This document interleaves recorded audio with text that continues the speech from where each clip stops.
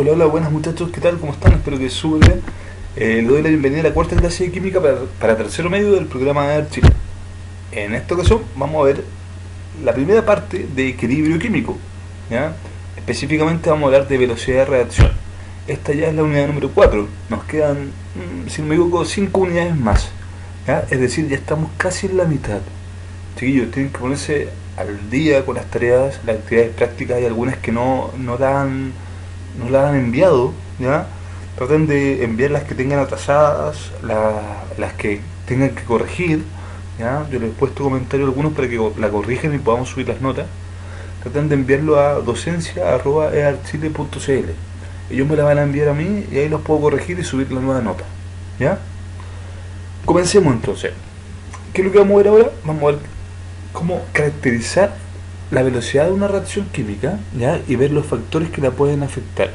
Vamos a tratar de determinar el orden de una reacción. Vamos a definir qué es el orden de una reacción y vamos a calcularlo, ¿ya? Y vamos a hablar al final de los catalizadores orgánicos e inorgánicos, ¿ya? ¿Qué son y para qué sirven?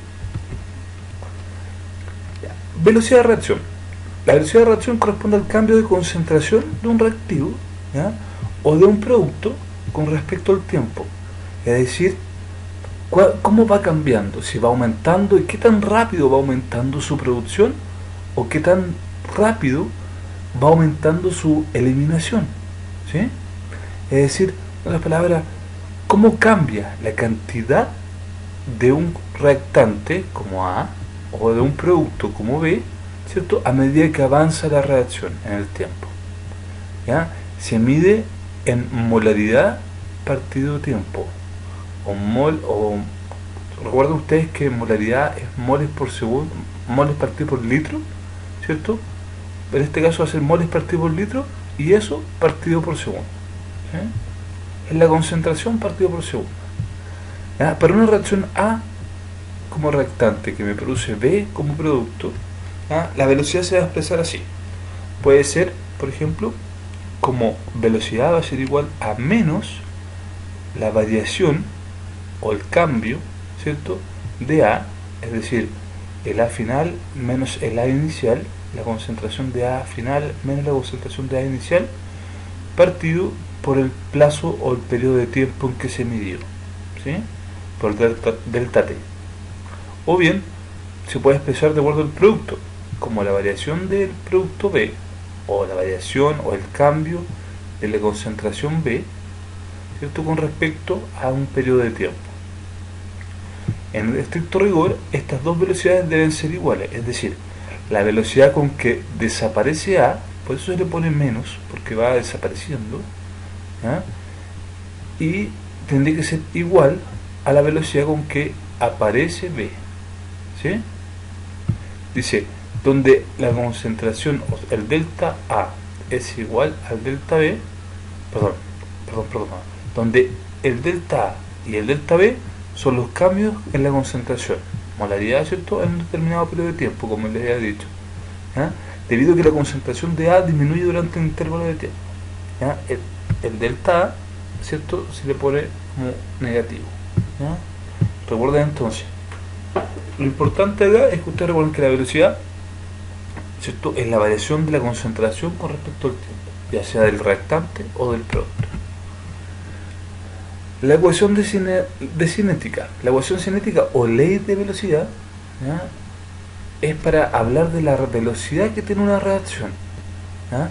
Y una relación que existe entre una reacción con una constante de velocidad, ¿ya? Esta es, por ejemplo, una reacción, ¿ya?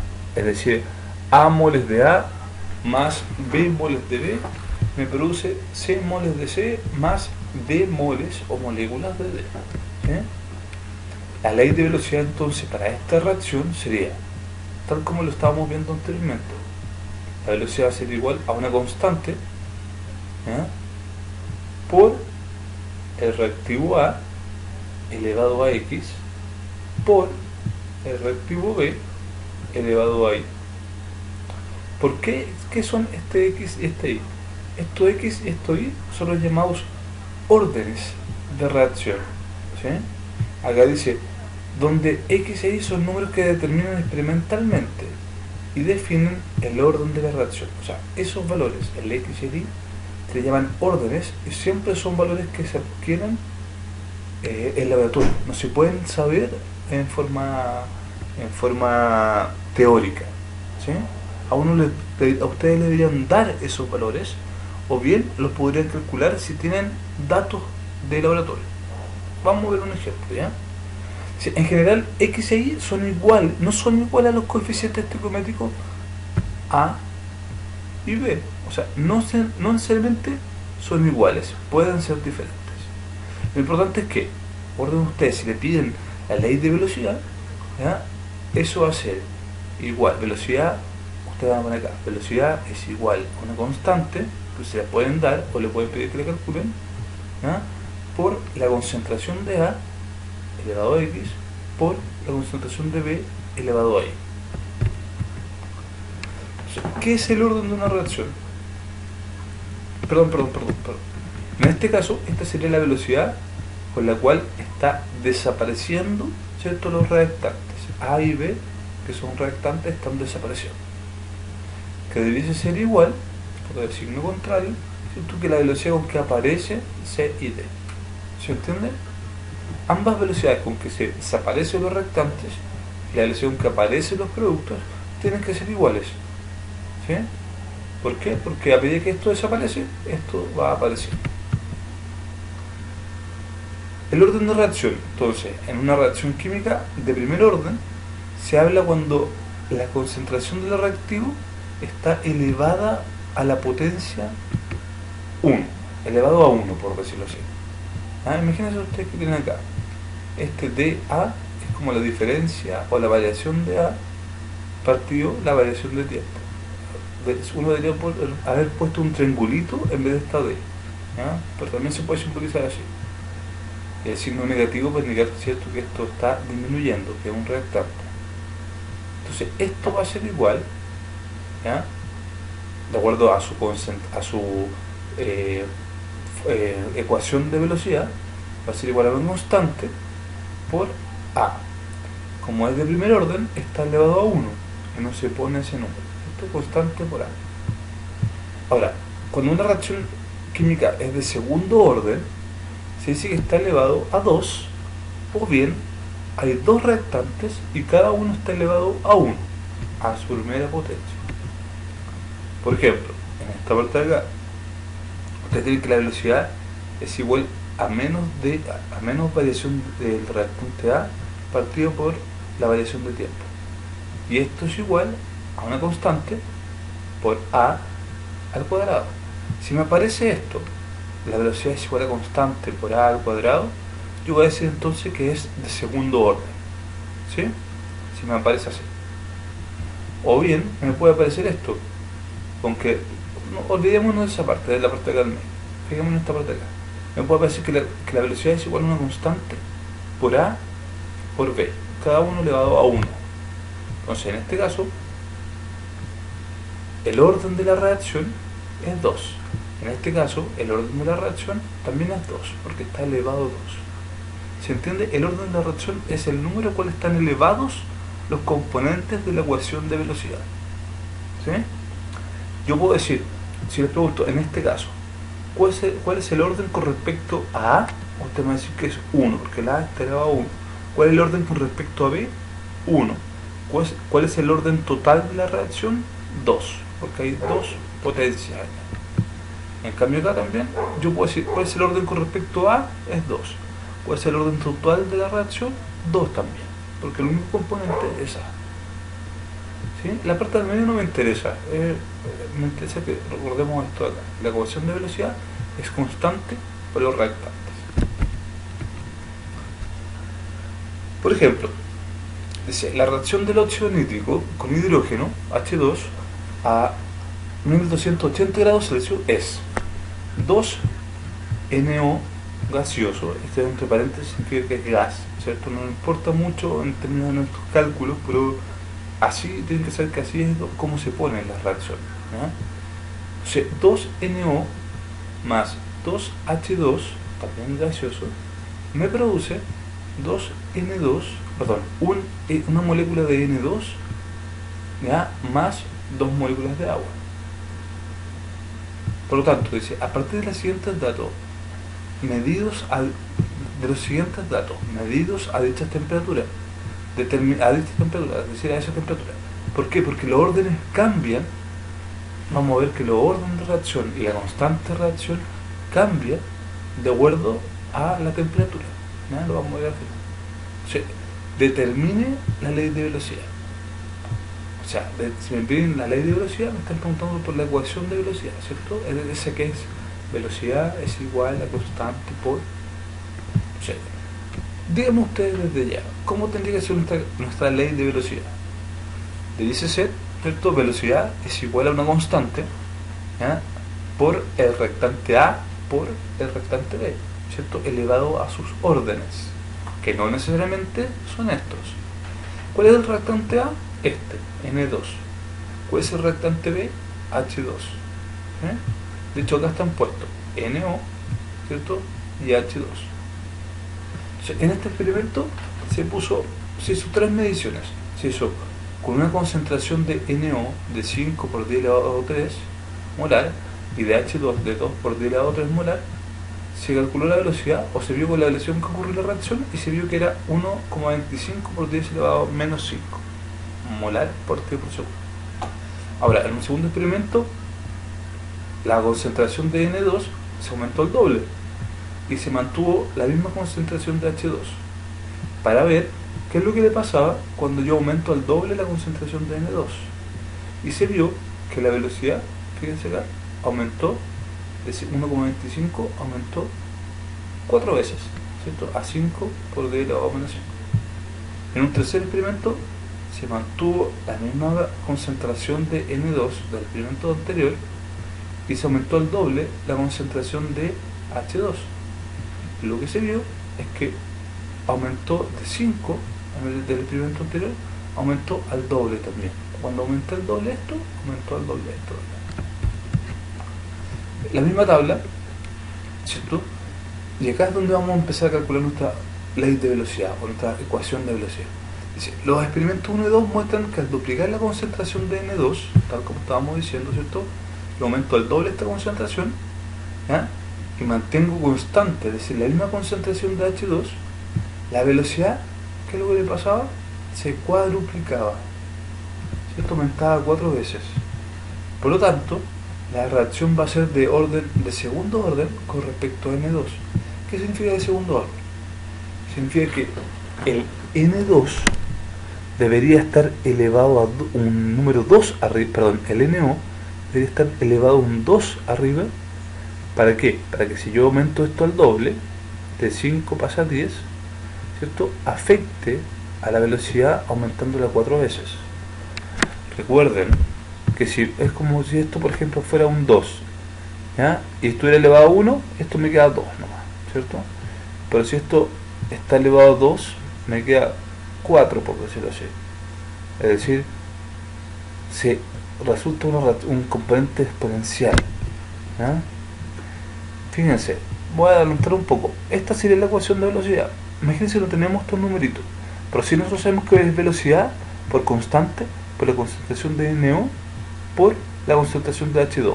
No sabemos qué números van arriba, no sabemos los órdenes, pero sabemos que si yo esto lo aumento al doble, ¿cierto?, ¿qué es lo que hace? ¿Qué debería pasar para que esto de acá aumente 4 veces? La única razón, la única forma para que si yo aumento al doble esto aumente 4 veces, es que esto de acá esté al cuadrado, elevado a 2.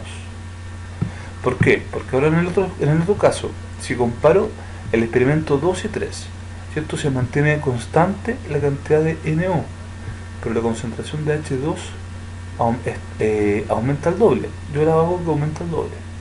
Y cuando pasa eso, yo veo que la velocidad aumenta al doble, tal como lo dice cuando aumentó al doble esto. Y eso es lo que pasaría en este caso. Si yo aumento al doble esto, veo que esto aumenta al doble. O sea, si yo multiplico por 2 esto está multiplicado por 2 también. Por lo tanto, acá esto no está elevado de nada, a 1 solamente. Por eso es que es de primer orden con respecto a H2. ¿sí? Vean el video de nuevo si es que es necesario, pero lo importante es que esto lo entiendan, que traten de entender a qué se refiere. Esto es algo matemático, ¿ya? Ustedes vean que para que algo, si yo lo aumento el doble, que es proporcional, si esto aumento el doble, esto de acá también tiene que aumentar el doble. Si en cambio yo esto aumento al doble y esto de acá hago que aumente 4 veces, es porque está elevado a 2. Si esto lo aumento el doble y esto de acá aumenta 9 veces, es porque está elevado a 3. ¿Se entiende? La reacción entonces global va a ser de un orden total de 3, porque acá es 2 y acá es 1, ¿cierto? La reacción completa es de orden 3, pero con respecto al NO es de orden 2, con respecto al H2 es de orden 1. Entonces se observa que la reacción es de primer orden respecto a H2, a pesar de que el coeficiente estequiométrico de H2 en la ecuación balanceada es 2. O sea, recuerden que esta es una ecuación que está equilibrada a todo esto, ¿ya? No se puede hacer si la ecuación no está equilibrada. Ya, pero está equilibrada, y fíjense entonces que en la ecuación acá el coeficiente estequiométrico es 2. Y lo que decíamos de que el orden no necesariamente es igual al coeficiente estequiométrico. Acá el orden es de 1. ¿Sí? Muchas veces puede coincidir, pero es mera coincidencia. Velocidad de reacción y temperatura. Dice, para que la reacción se lleve a cabo dependemos de la dirección de colisión de las partículas y la energía asociada a esa colisión o choque.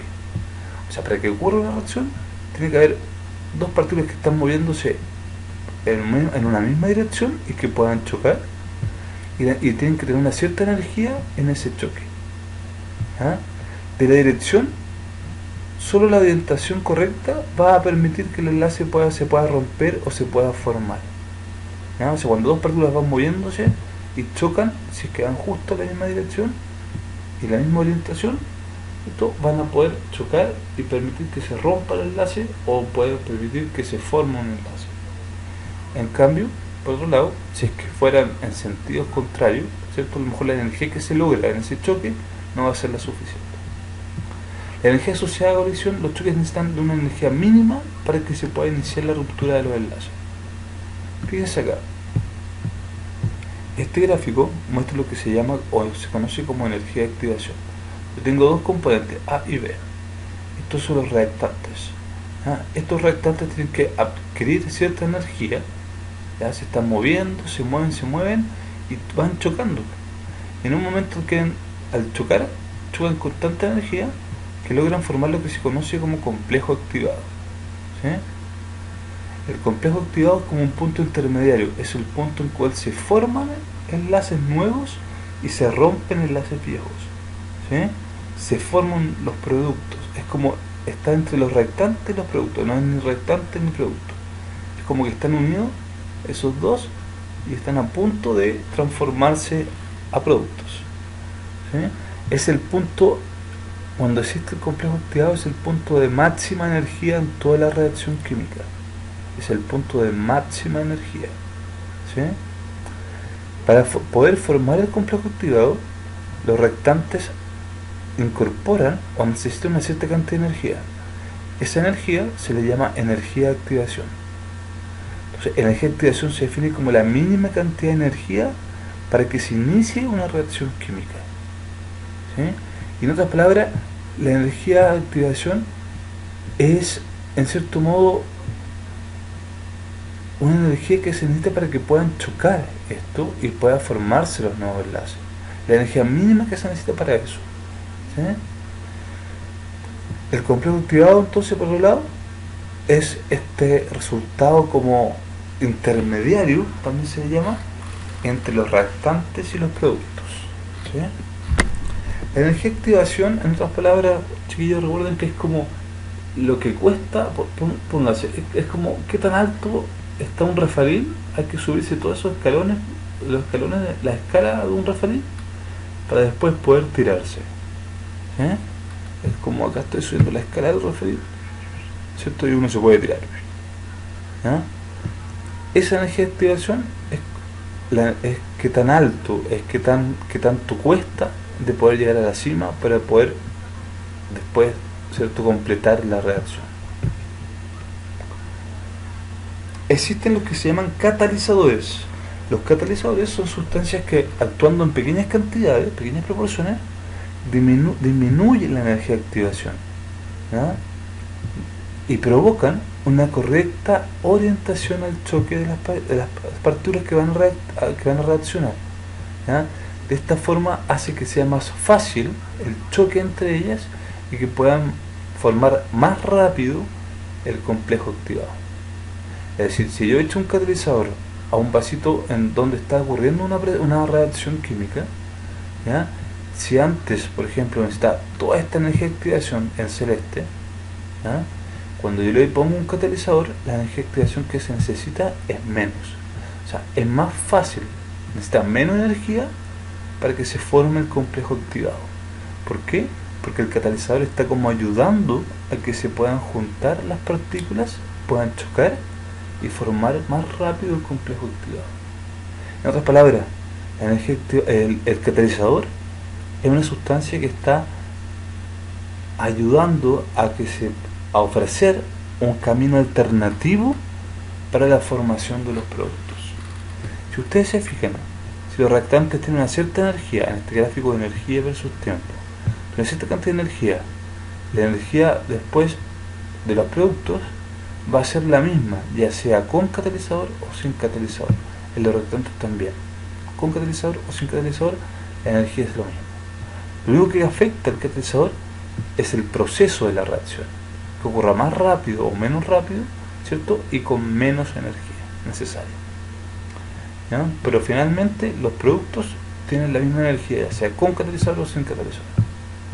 Entonces, el efecto de los catalizadores es aumentar la velocidad de la reacción. Así, ese efecto tiene, ¿ya? Pero ¿cómo lo hacen? ¿Mediante qué mecanismo? Ofreciendo un camino alternativo, una vía alternativa, disminuyendo la energía de activación, ¿ya? No aparecen nunca en la ecuación estequiométrica.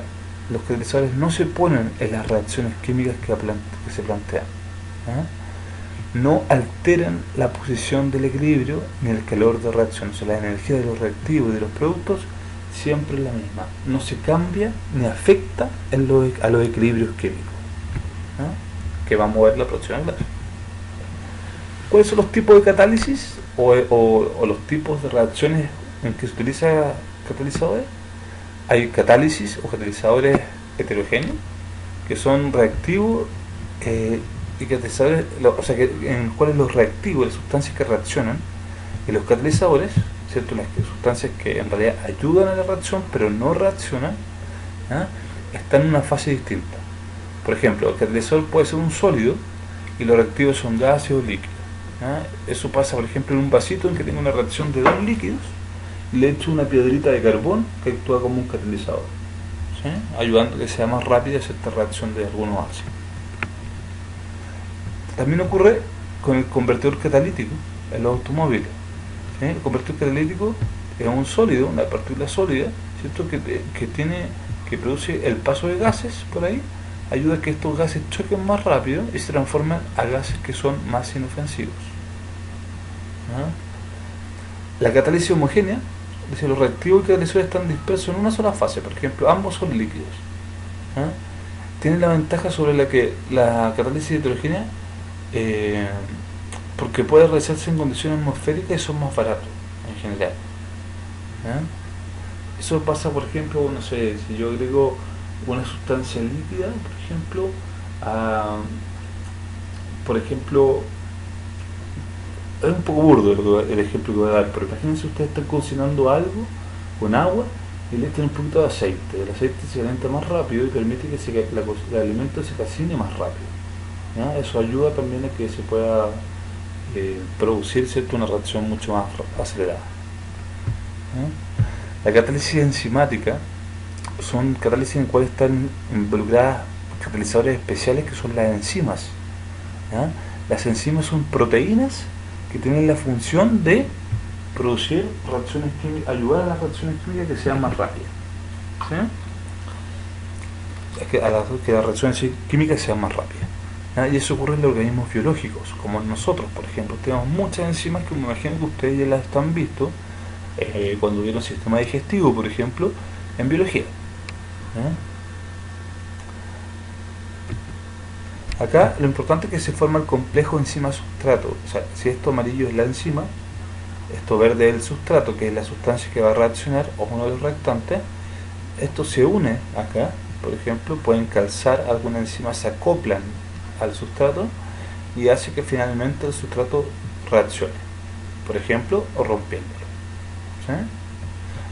Esto, por ejemplo, lo hacen algunas enzimas, como la amilasa salival, ¿ya? Esa enzima que está presente en la boca y que es capaz de romper, por ejemplo, el almidón de los dulces, galletas, chocolates que nosotros comemos, lo rompe en pedazos más pequeños.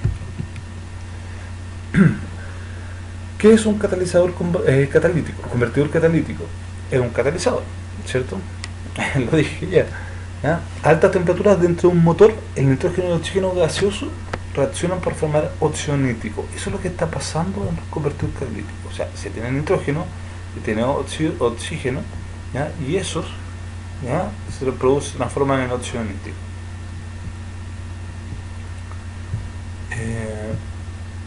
En la atmósfera el nitrógeno, el NO2, se combina rápidamente con el oxígeno para formar NO2. ¿Ya? También se produce monóxido de carbono y varios hidrocarburos. Todos esos gases son contaminantes. Por lo tanto, ¿qué es lo que hace el convertidor catalítico en realidad? ¿Ya? Oxida el CO, el monóxido de carbono, y los hidrocarburos que no se queman a dióxido de carbono y agua, que son menos contaminantes. Por otro lado, lo que hace es que el NO, el NO2, son contaminantes, que esto es lo que produce normalmente el motor, ¿ya? Esta reacción es lo que pasa normalmente en el motor sin convertidor catalítico, ¿ya? Pero ¿qué es lo que hace el convertidor catalítico? Ayuda a que esto ocurra de aquí para allá, ¿sí? Normalmente esto también se transforma hacia allá, pero se demora más. Entonces el catalizador lo que hace es como ayudar a que esto sea más rápido, ¿sí? Es decir, al NO lo transforma en N2O2.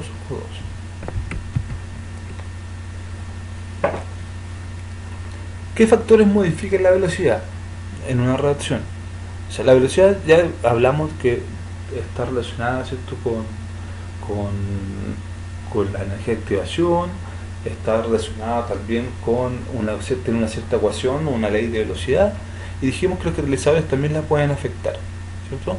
Pero hay otras sustancias que también la pueden afectar, por ejemplo la concentración. La concentración de los componentes de los reactivos puede afectar la velocidad de una reacción. A mayor cantidad de partículas, ¿ya?, se van a favorecer los choques, o sea, tienen más posibilidades de poder encontrarse en el recipiente y chocar, y producir dentro de esos choques un choque efectivo en el cual se forme el complejo activado. La temperatura también afecta. A más temperatura implica que hay mayor energía cinética, es decir, más movimiento, y por lo tanto más choques o más posibilidades de choques. Y además que esos choques sean con mayor energía. Y al chocar con mayor energía puede formarse el complejo activado. ¿Sí? Por lo tanto, si aumenta la temperatura, aumento, ¿cierto?, la velocidad de reacción.